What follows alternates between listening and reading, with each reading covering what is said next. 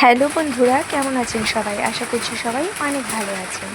তো আজকে চলে এলাম একটা ব্লগ ভিডিও নিয়ে। সকালেই উঠে দেখছি প্রচণ্ড বৃষ্টি পড়ছে আর চারিদিকটা একদম সবুজ হয়ে রয়েছে। জানলার ফাঁক দিয়ে একবার বাগানের দিকটা একটু ভিডিও করে আপনাদের সঙ্গে শেয়ার করছি। আর তারপরেই শুরু হয়ে গেল সমস্ত কাজকর্ম। তো এখানে আমি সমস্ত বাসন টাসন ধুয়ে নিয়ে বাড়িঘর পরিষ্কার করে নিয়েছি। তারপরে চলে এলাম রান্নাঘরে। তো চাটা যেহেতু মা করেছিল সকালে, তাই আর দেখানো হয়নি। তো এবার রান্নার কাছে এসে আমি ভাত বসিয়ে দিয়েছি আর বসিয়ে দিয়েছি পাশে একটু বাটিতে বাঁধাকপি সেদ্ধ হতে। আর এখানে নিয়ে নেওয়া হয়েছে বেশ কিছুটা মাছ ভালো করে ধুয়ে নিয়ে, আর তার মধ্যে রয়েছে ইলিশ মাছের তেল আর রয়েছে একটু চিকেন। তো প্রথমে আমি এখানে রান্না করে নিচ্ছি কালো জিরে কাঁচা লঙ্কা দিয়ে আমি আলু ভেজে নিচ্ছি। তো আলু ভাজার মধ্যে দিয়ে দিলাম ইলিশ মাছের তেলটাকে। তো এবার তেলটা একটু ভাজা ভাজা হয়ে গেলে এর মধ্যে আগে থেকে সেদ্ধ করে রাখা বাঁধাকপি দিয়ে আমি আজকে করব বাঁধাকপি, আমার ইলিশ মাছের তেল দিয়ে বাঁধাকপি। তো ওইভাবেই কিন্তু ইলিশ মাছের তেল দিয়ে আমাদের বাড়িতে রান্না করা হয়। তো তোমরা কে কে খেতে পছন্দ করো মাছের তেল, অবশ্যই কমেন্ট করে জানিও বন্ধুরা। আর ভিডিওর শুরুতেই বলবো, যেসব বন্ধুরা সবসময় আমার ভিডিও দেখে আমাকে সাপোর্ট করছো, তোমাদের জানাই অনেক ধন্যবাদ। তবে একটা কথা না বললেই নয়, তোমরা কে কোথা থেকে ভিডিও দেখো অবশ্যই আমাকে কমেন্ট করে জানিও।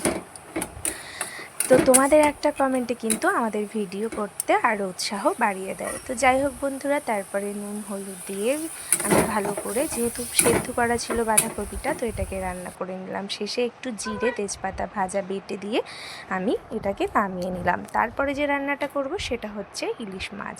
তো এখানে আমি একটা মশলা করে নিচ্ছি, সর্ষে আর হচ্ছে কাঁচা লঙ্কা, গোটা জিরে, টমেটো, তো সব কিছু দিয়ে আমি ইলিশ মাছ মশলা দিয়ে ভালো করে মেখে নিয়ে তার মধ্যে একটা ঝিঙে কুচিয়ে দিয়ে, তো এটাকে একদম পুরোপুরি সামান্য একটু তেল দিয়ে কালো জিরে ছিটিয়ে নিয়ে ইলিশ মাছটাকে বসিয়ে দিলাম।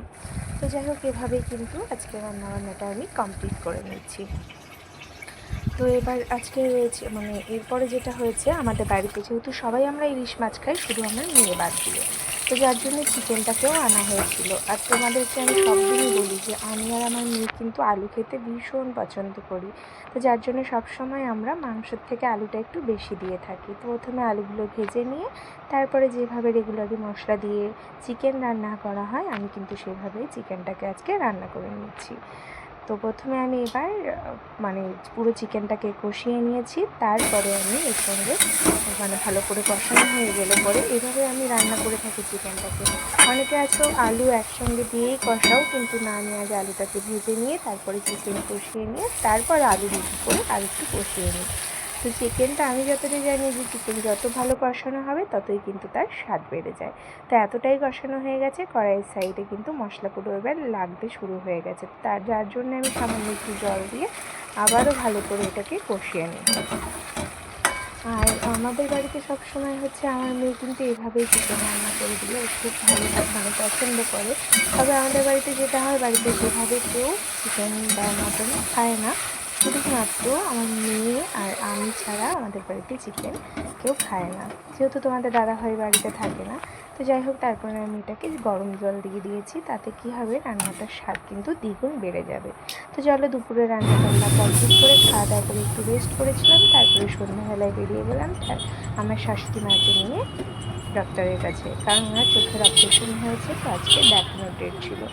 তো যাওয়ার পথে একটু ভিডিও তোমাদের সঙ্গে আমি শেয়ার করে নিচ্ছি যে বিকেলে সন্ধ্যের পর আমাদের কাটোয়া শহরটা কত সুন্দর লাগে দেখতে। তো যাই হোক, তারপরে আমরা চলে এসেছিলাম ডাক্তারের কাছে। তো ওখানে ডাক্তার দেখানোর পরে তো ওখানে আর ভিডিও করতে পারিনি। তো আজকে মেয়েকে নিয়ে এসেছি। কাটোয়াতে এলে মিয়া মরে যাবো না, এটা আর কি হয় বলো। তো যাই হোক, আমরা যতবার কাটোয়াতে কাছেই, তবু যখনই আসি আমাদের আমরা বাড়িতে যাই। তো আজকে শাশুড়ি মা প্রথমবার এলো মিয়ামোড়ে।